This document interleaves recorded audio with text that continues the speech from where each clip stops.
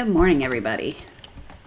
Sorry I'm a little late. I got distracted doing this for an example for y'all and did not realize how late it got. So let me start my little presentation thingy. Maybe. There it is. All right, cool. Okay, so good morning. Let me make sure both platforms are actually up. So there is YouTube and there is Facebook. So it looks like we are good. All right, well, welcome and thank you for joining. My name is Samantha Mirabal. I'm with Melco's application team and doing our DesignShop Talk today to see what questions you might have. I'm going to start off with the questions that were sent in ahead of time. If you have questions while we're live, please feel free to type them in on the chat. And if you see me looking off to the side, I'm here by myself, so I tend to look over on my second monitor that I have going so I can keep track of what questions come in while we are live. All right, so let's, good morning, Rob. Welcome, thanks for joining. All right, so I'm gonna go ahead and get started. So first question that was sent in, how do you take a font in DesignShop and set it for success when embroidering hats or even a design? All right, so text is the easy answer, right? So let's look at that first. I'm going to start a new one. Text, Samantha. So let's say I want to put that on a hat. So what do I need to do to make this, one, sew well, and then also be appropriate for a hat? So if you double click on it and go to the properties, things that you need to think about. All right, so first, particularly for a hats, is you always want to sew away from things that don't move. All right, so called anchor points. So if you think about a hat, the center of the hat is generally that center seam, right? There's buckram in there. It's a whole lot of sewing. That seam isn't going to go anywhere. If your design is pushing fabric along and you get to that seam, what's going to happen? You're going to end up with a bubble in your fabric, right? Or something else that isn't desirable, because that seam doesn't go anywhere. So you always want to sew center out, so you're pushing the fabric, the design, away from things that can't move. So away from the center seam, that's why center out. And then the brim of your hat, it's another thing that's cardboard. That seam where the hat comes down is sewn into that brim. It's not going anywhere. So if I start at the top of the hat and I'm sewing down towards the brim and the fabric's plowing, right? So the fabric's moving and you're sewing down, where's that fabric going? Nowhere. You're going to end up with a bubble in your sewing. So that's why you want to sew away from the brim of the hat, because that way you're pushing the fabric away. Because if it goes to the top of the hat, it's on someone's top of your head. You're not going to notice anything there. All right. So your center out is right here, horizontal stitch order, apply. So now if I redraw, now you'll see it's sewing center out. Okay. If you have multiple lines of text, you can tell it to go bottom to top. I only have one line of text here, so okay, that's not doing me any good, but you've got that. All right, so with text, you can tell it center out, bottom to top. That's cool. Now, what about making it sew well? This is just good digitizing practices that you want to use for anything. You need to know what type of thread you're using. If you're going to use thinner thread, what does that mean? That means your density is going to have to change, right? Because the thread's thinner, so if I sew it at a 4.0 density, 60 weight thread, it's going to look sporadic. It's going to have gaps in it, right?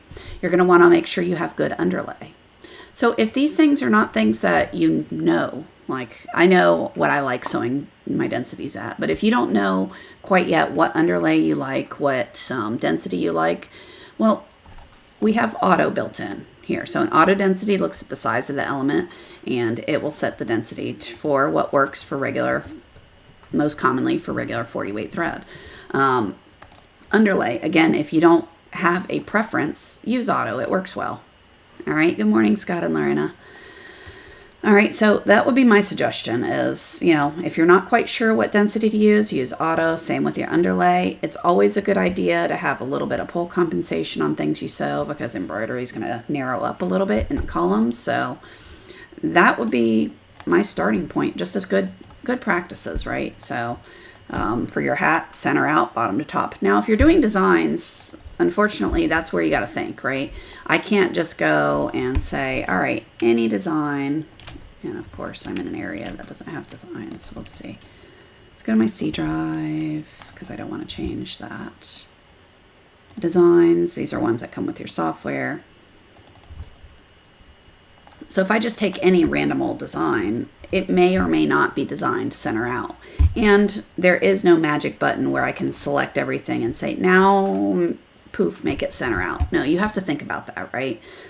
So when you're doing larger designs on a hat, you know, you plan out your digitizing so that you're running bottom to top, center out, the best you can, right? Sometimes the design, how it's laid out, you can do the underlay center out, but then you've got to go bottom to top, or you have to work on a certain area, and that's fine. You just want to kind of plan your way through it. The other good techniques for hats is making, or it's not just for hats, honestly, it's for all designs. It's finish as you go. We talked about that last week. That's where, like, if I'm doing a big design, right, I don't want to do, well, my lettering is probably the better example of that. I don't want to take each one of these and sew the whole name out and then come back and sew borders over it all. Okay, so I don't want to do that. If I do the names and then the outlines, I'm not setting myself up for success, because particularly on a hat, you want to finish as you go. It's very important, right? I want to sew the N and then the N outline, the T, then the T outline, or if I'm going to stack it the other way, you do it the other way around. So planning out your design is really important. Good morning, Michael. All right. So that's really, you just have to think about it and work your way through it. If embroidering on a left front while wearing a hat, that's cute. Does it need to be digitized bottom up, center out? No, but I'll tell you, quite frankly, I usually have designs digitized for hats, and then I sew them on everything. Because that way I don't have to have a file for my left chest, and I don't have to have a file for the hat. I just use one file and go. So as long as it's the same size, that works cool. All right, good morning. Thanks for joining again. All right, so let's see, what else do we have? Is there an easy way to digitize pixel designs? So this is an example of a pixel design. When I saw that, that's really cool, by the way. You know, it reminded me of the jewels. You know, the little, I get ads all the time because my daughter, of, you know, where they put the jewels down in a pixel design to make a painting, but it's not a painting. It's just, you know, glued down stickers. Anyway, so how can we do this? Let me go open. I still have it open. All right. Yeah, I do. I did a bunch of different ways. So let's look at different techniques we could use for this. All right.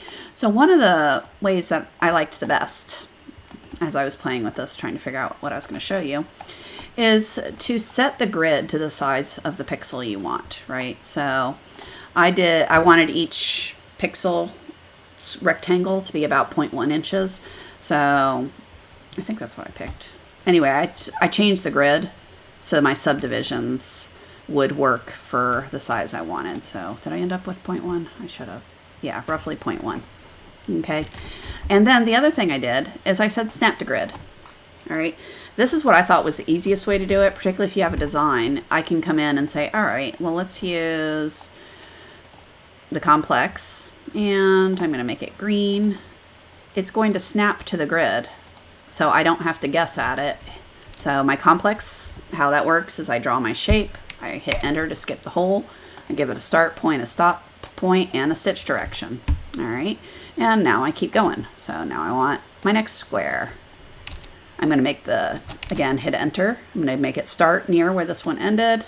I'm going to end it up here, and I'm going to give it a different stitch direction.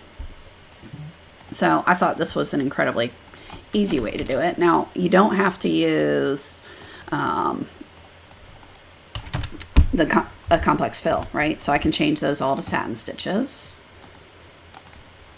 All right, add a little pull compensation, and I'm digging that. What's another way we can do it? Well, I can also do the same thing using my column tools. I like this one because it's less clicking and it does the stitch directions, but oops, don't do that. So I can do column tools and digitize these to my heart's content.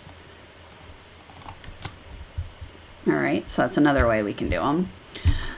But notice these, all my stitch directions are roughly the same, but it's snapping it to a grid. It's letting me lay them down quickly. I can, think about it. Other ways we can do this is do that same thing to set them up. So I did a group of 4 and I did a group of 6. All right. And if you look at, where are they? They're there. All right. So I wanted to make sure it started at a specific point because I'm gonna turn this into a decorative, and I think everyone, if you watch these at all, you know I love decoratives. So I did a walk down, and then I did all these using different stitch directions, paying attention to the starts and stops so they end up each element next. Like this one starts near where this one ended. This one starts near where the previous one ended, and so forth. The key is the very last element in my grouping has to be on the same line that I started on.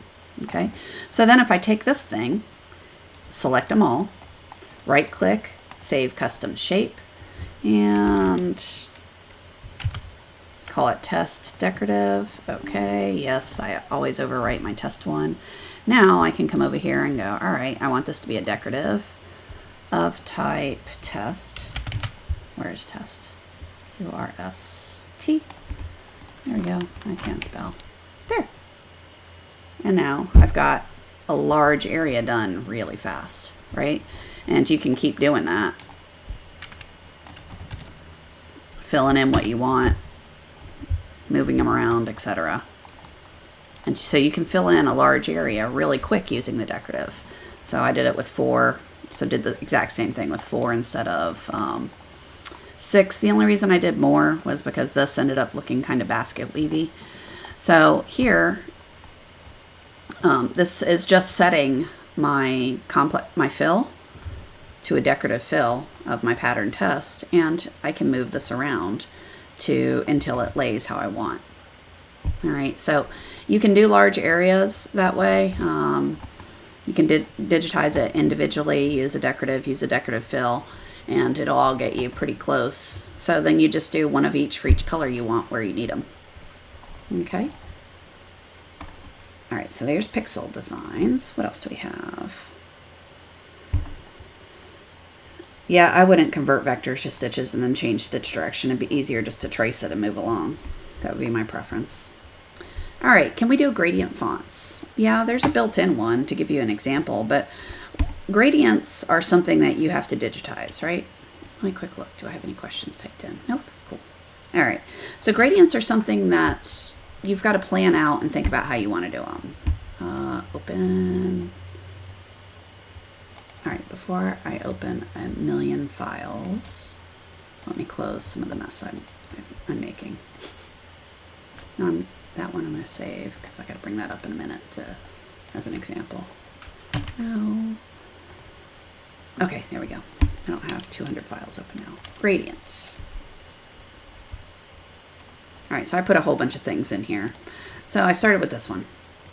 All right, so this guy here is actually a built-in font called Flame. It's an older font, and it's already set up to be like text on fire.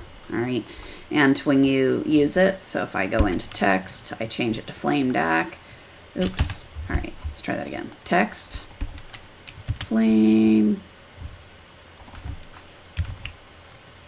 There it is. Flame DAC.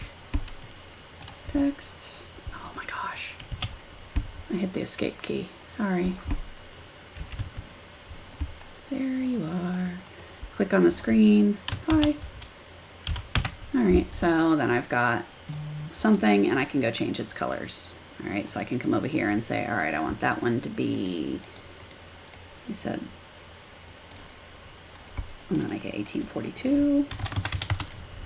And then that one I'm going to make 1832.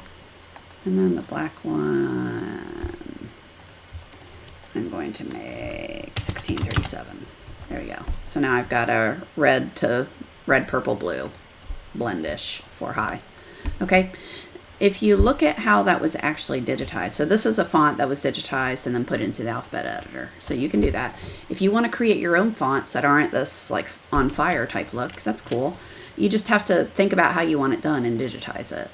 So just as an example, I pulled this one out to show you how this was digitized. You know, it's done as 3 separate colors, and if you look at them, it's just different fills. You know, you can use the blend tool, which I'll show you in a second, or you can manually digitize it to have some overlaps, right? So I've got a basic fill for the red, the orange, and the yellow, and then there's the yellow. So I've got some basic fills there, and then I kind of got a more open fill across the gaps to get a more blended look, right? All right, well, what's other ways we can do this?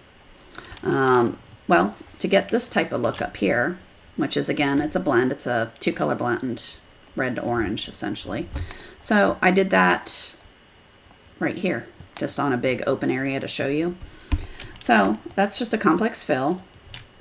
And if I go into its properties, you can go to effects, and all I did was turn on, I set it to originally exponential, but I didn't like how it was, so I just added a point and moved it. All right, and that made it a little more dense at the bottom to match what I wanted. And then copy paste, made it yellow, and just flipped it. So to flip it, that's right here, reverse. Okay, so I've got yellow and then this red, and then put some borders on it, and that will give me that same look that I've got up here. The only key here is the stitch direction. It's horizontal, right? There are some built-in fills that you can study, but it really, what look are you going for is going to dictate how you're going to do it. And don't remember, you can do it manually. You can come in here and use this custom density and play with it. That's my favorite thing to do, is I'll come in here and set something. When I'm doing blends personally, I turn on auto apply so I can see what's happening as I'm changing it. So if I add a point here and drag it around, how does that affect how the colors are showing up? Okay, so, and I play with it until I like it.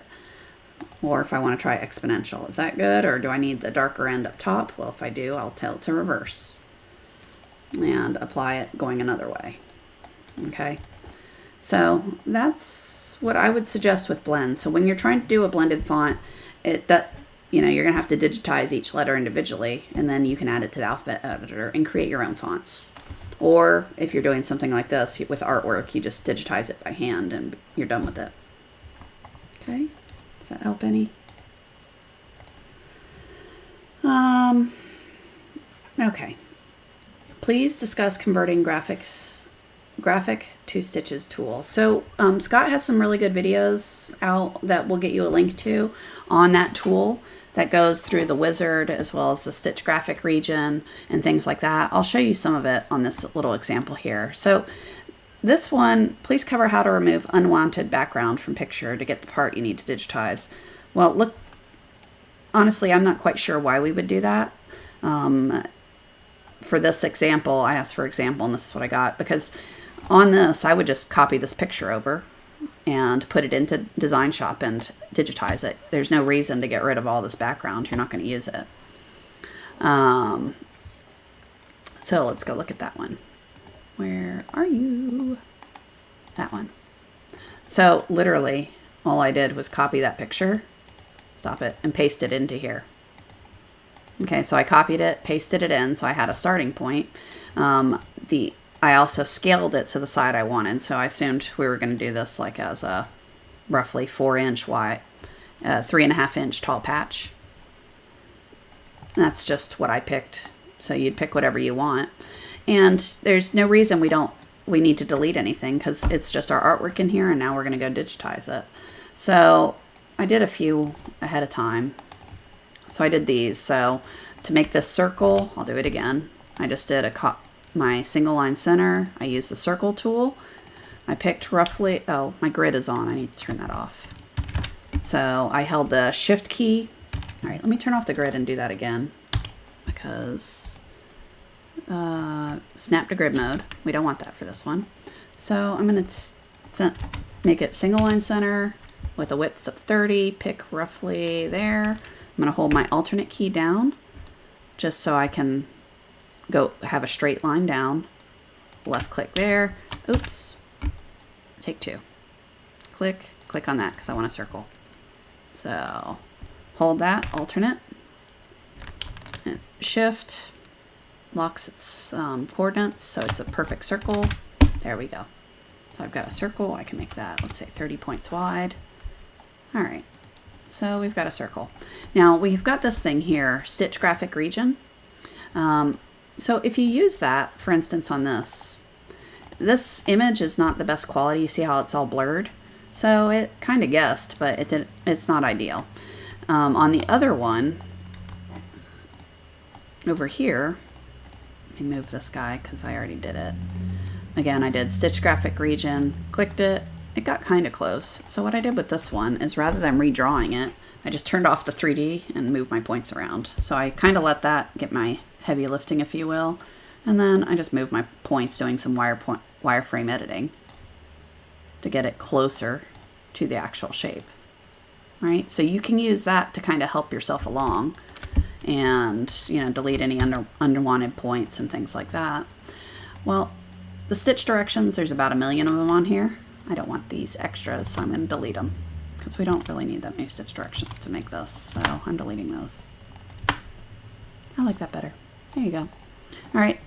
So it's really just a matter, like I said, I would just kind of work through this.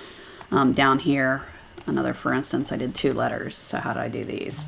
Well, this first one I did as a complex just because, you know, I'm trying to show you different ways to do it. Yeah. So you trace your shape. Okay, so I'm tracing my shape using the complex. I have a hole in it, so I'm going to add myself a hole. Left click, hold my alternate to get straight lines. Right click for curves. Left click, enter. Okay, I have no holes. I'm going to tell it start here, end here, and a stitch direction. Okay, do I like that? Not really. So what are we going to do about it? So I should have used the fill that adds splices along there, but if you don't, like I did here, I can always add them after the fact. So I can add a splice along here. That's better. And what about one there? That's cool. And now I can add a few more stitch directions. Stitch direction there. Let's do one there. Do that one, and that one, and that one. Cool. That works. All right. Well, what about this V? Well, I can do that as columns really easily. So left click, left click, left click, left click, hit enter. Have a slight overlap here. Okay. So just kind of work your way through your design, like on all this black stuff, rather than doing that as a fill or something like that. I would actually think about how this is assembled and kind of do all the line work as single line centers. Okay. Let's see. All right. But removing backgrounds from pictures, that was your original question. That's done in Photoshop or in some sort of photo editor, and I am horrible at Photoshop myself, so I just don't do it personally. I just digitize over it like I showed you here. All right. I tried to have a primer stitch to put lettering on it. Problem is the letters kept sinking in to the underlay because the letters are like 1 1/8.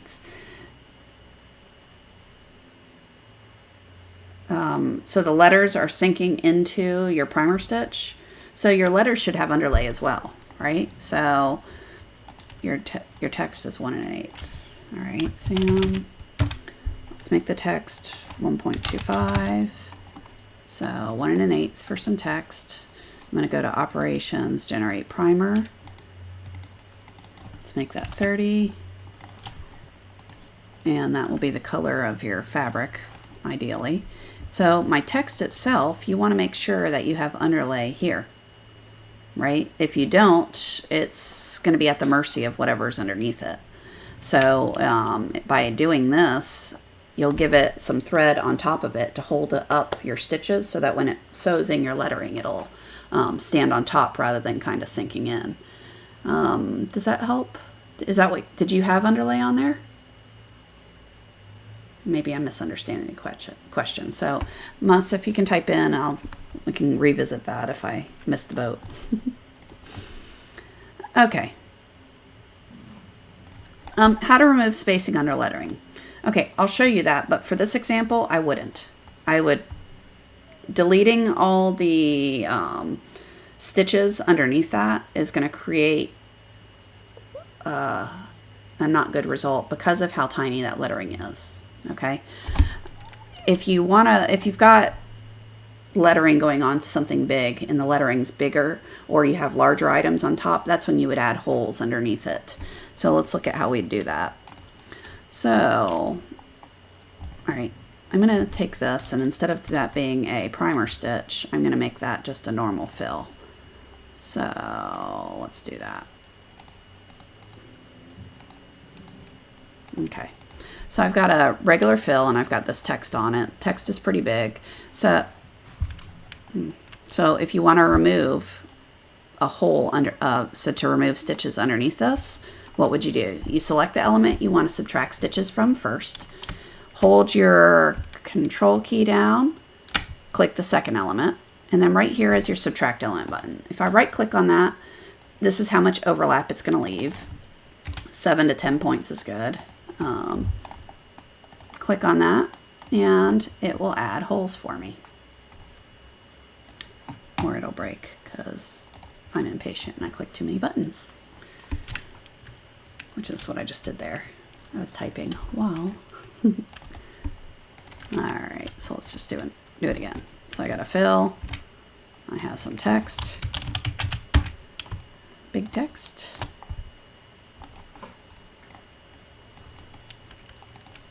Alright, so select the text, select the element, click on my subtract elements, and now you'll see my shape remove those stitches out from underneath it. Okay, so I've got a text size hole in here. That works with text, it works with overlapping shapes, so if I've got something else on top of it, another design of any sort, you know, I can take what I want to subtract from, hold the control key down, click on the other, and then click on subtract elements, and it will cut those stitches out. Okay, so the example you had appears to me to be super tiny text on top of nursing. I would not dare try to remove that just because of how small and narrow those are. Okay, this one, I don't know. What I would recommend is if you've got a design, if you can email it to service@Melco with the issue, service@melco.com with the file, and we can take a look at it to see if there's something there. Because if the design is centered and it's all at 0, 0, it should come over centered on the hoop. So if you can send us so we can look at a file to see if we can see what's going on there, that might help. Okay. Oh, someone else. How do you add a design to a design that you're working on? Okay, that was typed in. So let's look at that. So let's say I've got this and I want to add my little birds to it or something else. There's a few ways you can do it. I can insert file and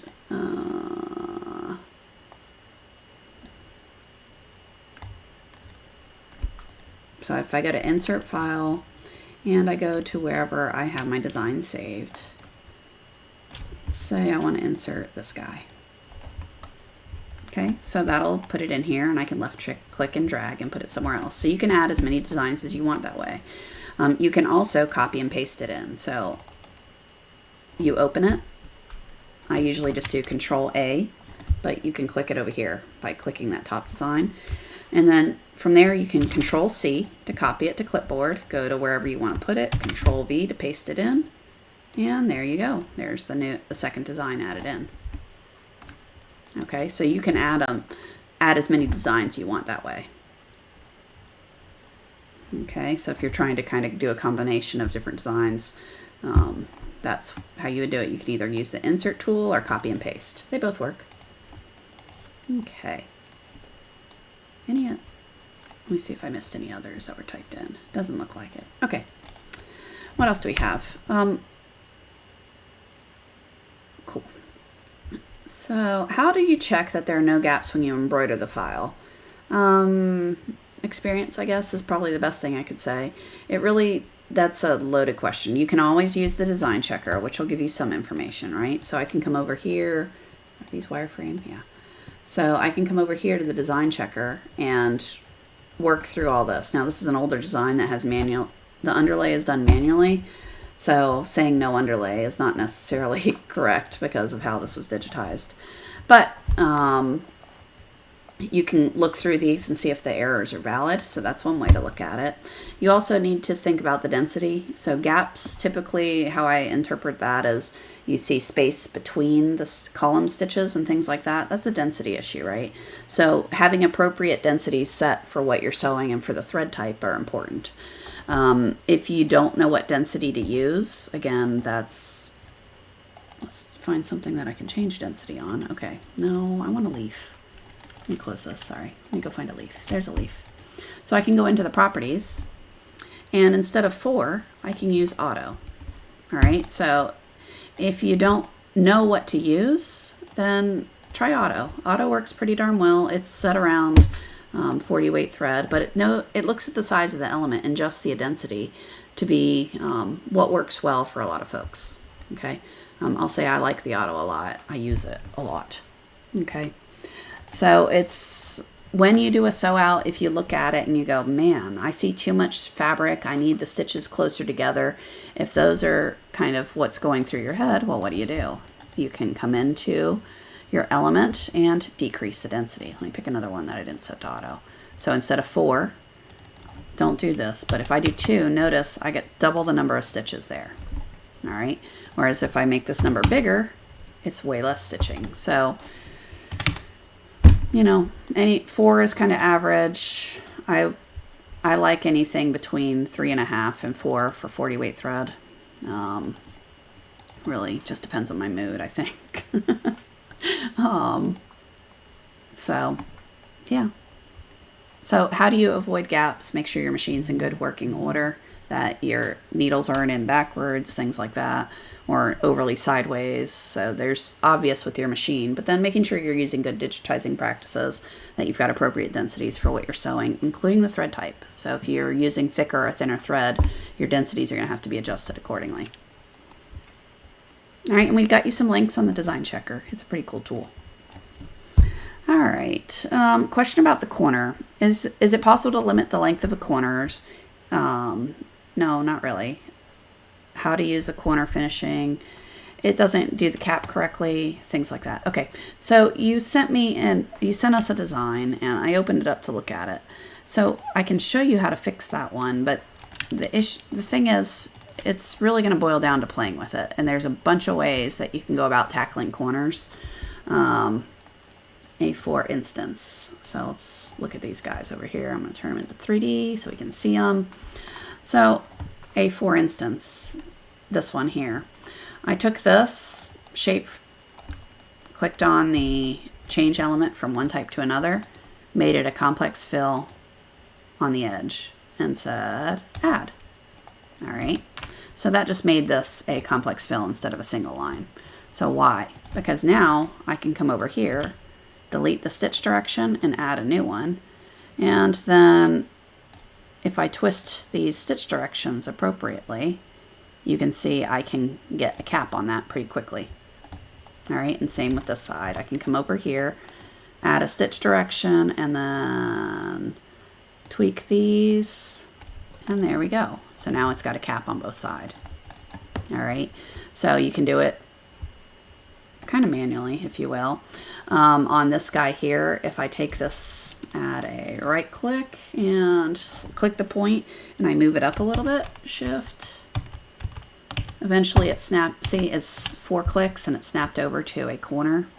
So now I have a cap on the same thing.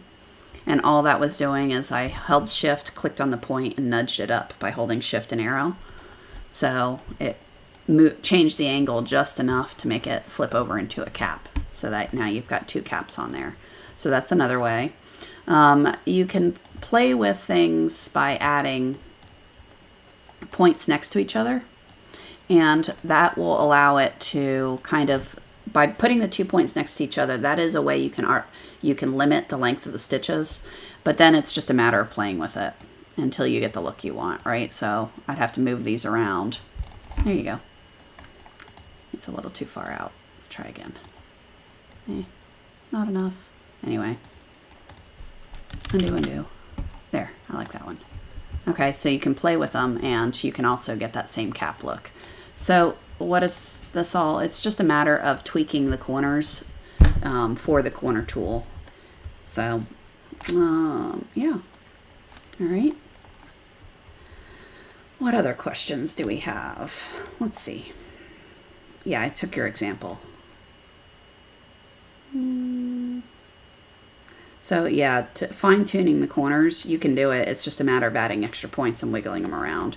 I usually use shift, like click the point, shift, and then use the arrows around to get it. How do you import a font purchased elsewhere into DesignShop? One letter at a time. So, for example, things I've bought. Let's see, fonts. There, I bought a bunch of fonts a while back. I don't even remember which ones look good, but who knows? Let's do that one. All right, so here's one letter, and then I can go insert another letter, and I'm cheating. I don't want to have to go navigate there, so I'm copying the path. Say I want a lowercase g. Okay. So you just bring them in one letter at a time and move them around until they're in the order and position that you want them in. Oh my goodness. GG, my kids, their favorite thing to say right now is GG kid. I don't even know what that means. I think it's get good kid, but why? Anyway. All right. What else? But yeah, it's when you buy fonts that are done one file at a time, you're not going to have it where it's a keyboard typeable font. Now, if you buy computer fonts like a OTF or TTF, you can install them to your computer, and then they show up after you close and reopen DesignShop. Then they will show up under the True Type area down here. So they're not digitized fonts, but they'll kind of auto digitize for you. And these are True Type; they digitize on the fly. Font. Okay. You didn't have underlay on the lettering. Yeah, definitely try that, because you want to give the question, this goes back to the other question where we had text on top of a primer stitch. I talked about putting underlay on there. By putting underlay, it's not even when you're on top of things like that. Just a good practice is to have underlay on things, because it gives a foundation of thread for the text to be, for your stitching to sit on top of. And my dog has decided I have to pet him. I'm sorry. Okay, how can you edit the stock fonts on DS? Okay, so this works in both DS 10 and 11. That's not a stock font. Let's find a stock font. So let's go to one of these scripty things. Let's do that one. All right, and let's say I want to add a flare or something to the end of this letter. So I can come over, select the font. See there's black X's on each font. Left click on that, on the font you want to modify. So let's say I want to modify that guy right there. Right click, wireframe editing. And now that's my wireframe. So now I can change the shape of this font. All right, so if I wanted to be silly, like this isn't pretty, but just to give you an example, you know, I can do crazy things to that and modify the shape of it. Now, if you mess it up and you hate it, that's okay. Restore letter.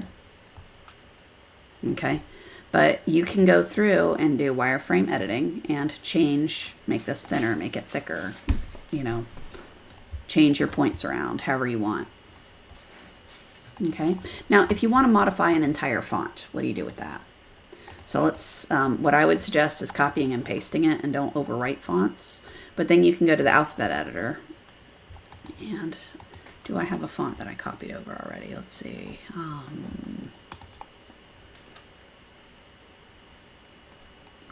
can't remember if I copied one. No, but okay. So you can if I copy a font over in the OFA and give it a new name. Let's go do it. Oh, where is this stuff? All right, C drive, program files, Rio, leave me alone. I don't want to pay you right now. Milko, DesignShop, that's the version I'm running. Alphabets. Here we go. So let's take, what font was that I was playing with? Let's close this, go back.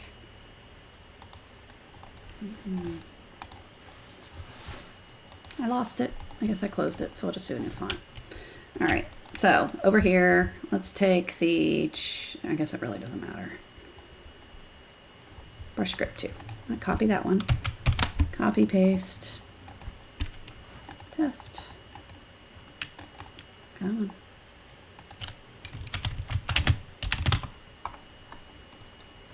on. All right. I don't want to save any of that mess. Okay. Wake up.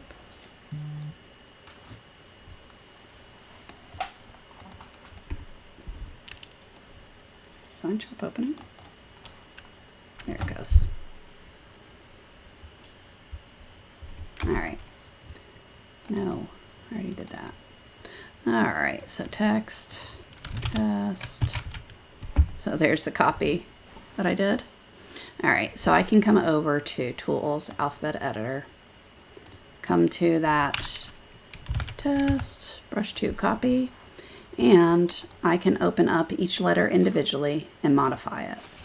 All right, so you can come in and modify a stock font to something else. All right, so whatever letter you want, you would just kind of scroll through here, find the letter you want to modify, change it, and that is going to be your new font there. Okay, but I personally wouldn't recommend overwriting stock fonts. I would copy it over and then play with the copy. That way, if you hate what you do, you didn't accidentally break it. You still have the original to go back to. But yeah, you can come in here and, you know, find what you want to modify and change its shape. Okay. All right. Any other, I don't see any other questions typed in. So let's see, do I have any others in my thingy here? Oh, okay.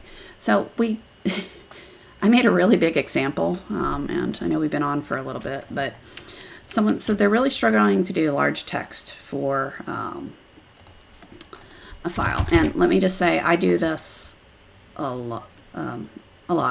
I make these things, I do multiple hooping. It's what I do every day. So I'll try to explain it the best I can. And if I miss a step, please let me know, because sometimes because I do it so often, it's second nature. All right. So first off, when you're going to do a design and you want it to be in a large and it's going to be across multiple hoopings, you got to plan it ahead of time. So personally, I do it all in one file, all my planning and digitizing, and then I break it up so I can think about it. All right, so first thing I did is, this is the art, and I have these broken up. The letters are colored just by what hoop it's going to be in. So you can see right now, that is the size of the hoop I'm going to use. All right, so I can do only one letter in that hoop. So I copied and pasted it. The EL I can do in a hoop. The C is going to be in its own hoop, then the O, and then the M, and then the E. So I've got 6 total hoopings to do this design. All right, and literally this is how I do them. I copy and paste it around thinking about it. All right, so now I've got my art planned out. That's the word I want. That's how many hoopings I'm going to do. Now I've got to digitize it for embroidery. So I did this design as a tackle twill design, and you'll see it's just tackle twill. So it's got a placement stitch, a tack down, and then a zigzag to hold it in place. And that zigzag is a tackle twill. That's just how I wanted to do this one. All right. The only other thing that you have to think about is when you go to hoop it on the next one, what's going to be your registration mark? So you see these X's? I have them plate. This is literally an X that I drew. So just to show you how I drew that, I did this walk. I did left click. I held the alternate key. There. So I have an X. I did it the opposite way just so you could see it. What is that for? Where this crosses, that is going to be my alignment point for my needle. All right. And you take that and place it where it's going to be covered.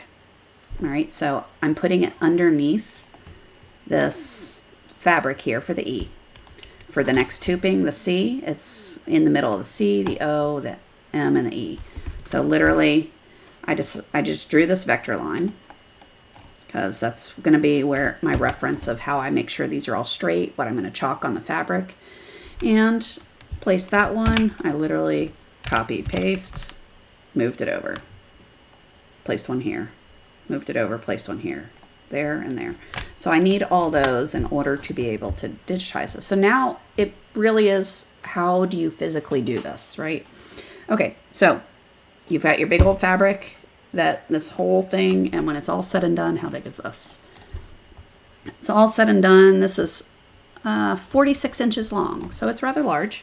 All right, so I'm going to grab my, 50 inch piece of fabric, whatever you're doing. And you're going to take a piece of chalk, tape, a friction pin, something. And you're going to grab your straight edge and draw a line. All right.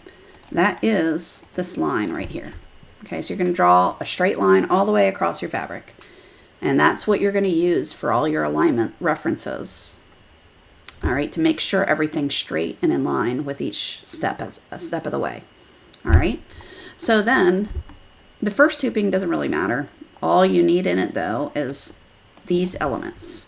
The letter you're going to sew in it, you got to sew this X because you're going to use that for your alignment points. Okay. So you're going to use the line and then the X to make sure you've got this next letter placed at the correct spot so that the spacing is nice and even as shown here. Okay. So I create each file separately now. And there's my first one. It's got all my sewing steps and it includes that X. It's going to fit in my hoop. Why is it offset like this? All right. That's because even though I'm starting this, I want my first letter to be lined up appropriately on my chalk line. Okay, so I'm going to take my design and make sure the line that I'm using for my chalk is right in line with this red horizontal, which is my origin. You get that line right here. Okay, so as long as that's up here and my X is now on that chalk line, or in this case, right on top of the red line there, then I'm good. All right, so that's my first file. I'm going to hoop it. I'm going to laser left, laser right, laser bullseye, and I'm just going to move so that my needle is positioned somewhere on my chalk line to where I want my lettering to start. Once you do that, you hit go, you're going to sew it. Trace your design, make sure it sews.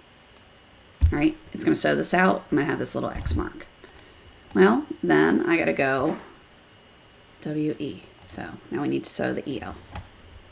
All right, so that next file, I already have the W sewn and I have this X positioned.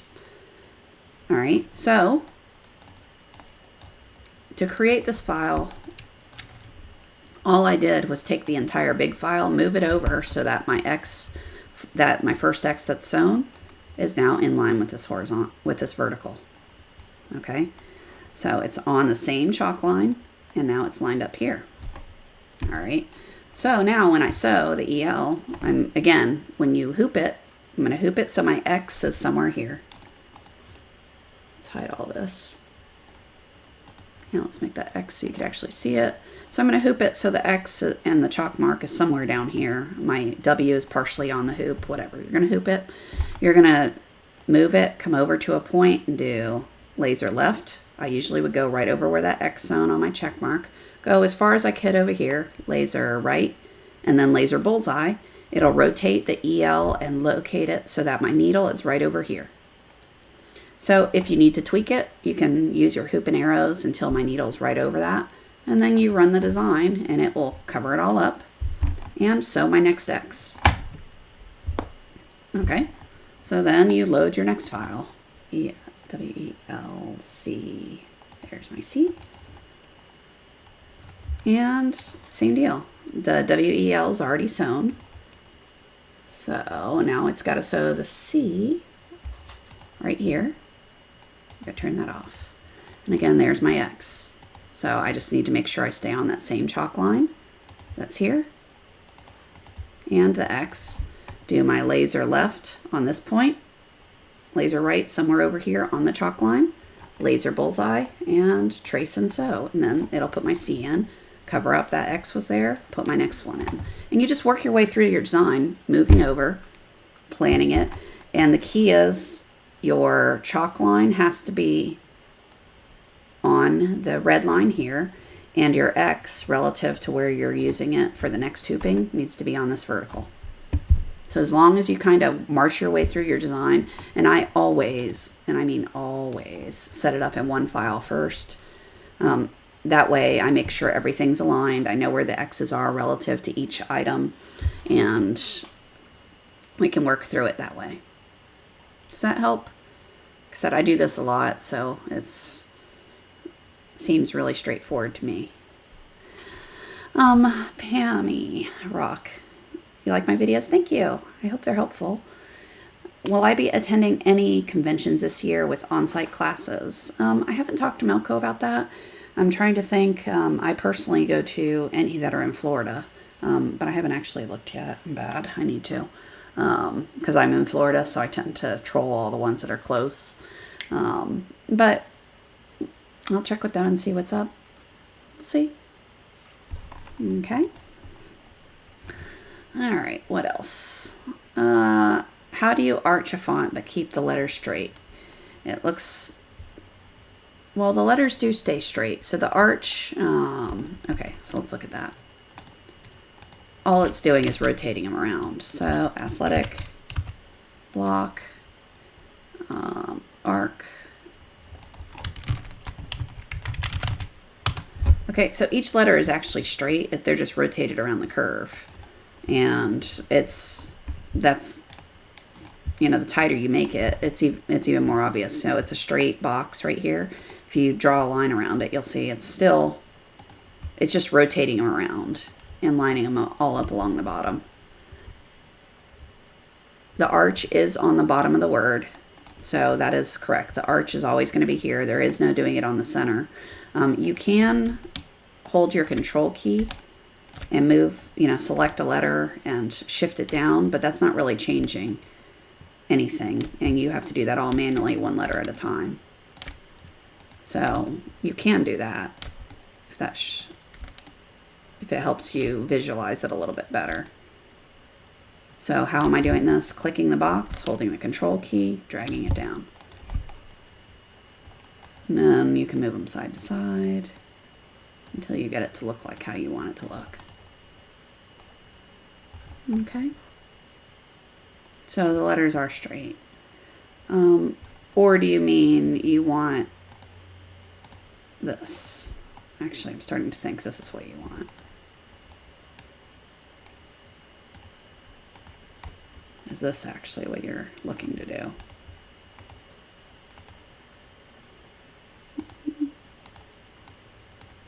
So what am I doing? I'm clicking on each letter along the arch and just rotating it until it's straight.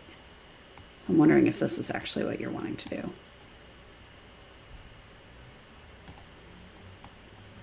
So left click.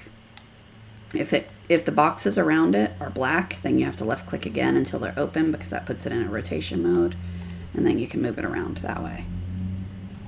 And now my spacing is all goofed up again. So it looks weird to me. I don't like it looking weird. That one's not quite straight. Let's do it again. Left click. There we go. That's better. Anyway, so is that what you're looking to do? Is you would need to rotate each letter individually. Yeah, that's better. So is that what you want? Let me know. Marcy. Okay. That's a really awful one now. All right. What other questions do you guys have? Anything exciting? All right. that's all I had sent in ahead of time. Yeah, DS10 doesn't matter. With everything I showed you is the same in DS10, DS11, DS9. It's all the same. Okay, covered all those, did that. Okay. I hope these are helpful for you and you enjoy them. Let us know if you've got questions. You can always type them in while we're live. As you saw here, I try to answer them when I can. On a running stitch, is it best to sew left to right or right to left? Doesn't really matter. It's best to sew in the direction that leads you to the best next spot. So what I mean by that, if you're using a running stitch to travel to somewhere else in your design, then just whichever way, if I'm going from here to there, I'm going to go from left to right. If I'm traveling from this side to that side, I'm going to go right to left. So whatever way gets you to where you need to go.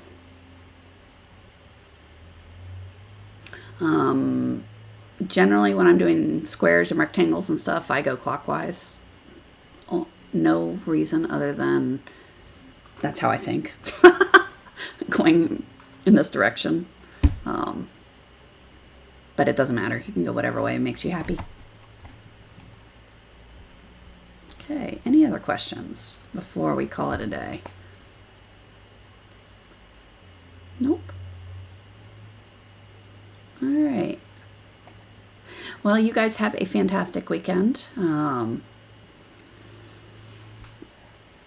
I will be back next week and we'll see what other questions we can answer. Remember, when you see this little title page thing pop up in the groups, that's where I'm asking for questions. So if you want to send them ahead of time for me to look into or create examples like that big old welcome thing, send them ahead then and I'll try to get them done before we're live.